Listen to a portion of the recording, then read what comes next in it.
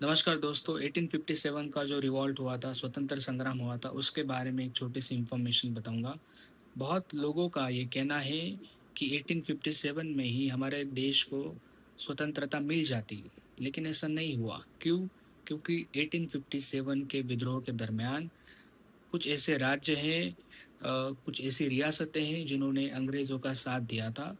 वो कौन है? उनके बारे में मैं आपको इन्फॉर्मेशन बताऊँगा। सबसे पहले नंबर पे आते हैं हैदराबाद के निज़ाम, फिर आते हैं ग्वालियर के सिंधिया, फिर है भोपाल की बेगम, इंदौर के होलकर, इन्होंने अंग्रेज़ों की मदद की थी।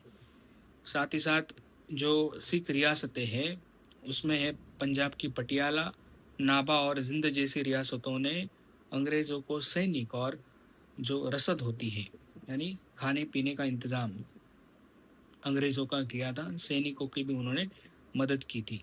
नेपाल का जो राजा है या जो राजा थे जंग बहादुर राणा, इन्होंने भी अंग्रेज़ों की मदद की। कैसे की? उन्होंने गोरखा फ़ौज अंग्रेज़ों के लिए भेज दी। ओके, इससे क्या हुआ, लखनऊ और दिल्ली को फिर से जीतने में अंग्रेज़ों को मदद मिली। फिर आती है मद्रास और बॉम्बे प्रेसिडेंसी। देखिए मद्रास और बॉम्बे प्रेसिडेंसी क्यों सबसे ज़्यादा इम्पोर्टेंट रोल अ, अदा करती है। देखिए दक्षिण और पश्चिम भारत के अधिकांश हिस्से उस वक्त शांत थे, यानी विद्रोह का प्रमाण कम था। यहाँ की सेनाओं ने विद्रोह में भाग नहीं लिया, जिससे अंग्रेज़ों को उत्तर भारत पर ध्यान केंद्रित करना आसान हो गया। या उत्तर भारत का जो विद्रोह है, उसके ऊपर पूरी तरह से लक्ष्य केंद्रित करना उनके लिए आसान हो गया, उनको वो मौका मिल गया।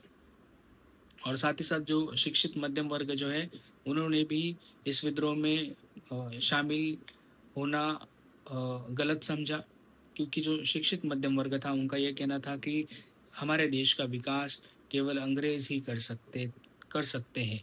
इसलिए उन्होंने भी इनडायरेक्टली अंग्रेज़ों की मदद की। तो तत्कालीन गवर्नर जनरल लॉर्ड कैनिंग का क्या कहना है, ये जो अंग्रेज़ों के प्रति वफ़ादार जो राज्य थे या जो बड़ी रियासतें हैं, उनके लिए क्या कहना है लॉर्ड कैनिंग का? वो कहता है कि तूफ़ान में बान की तरह इन लोगों ने अंग्रेज़ों के लिए काम किया है।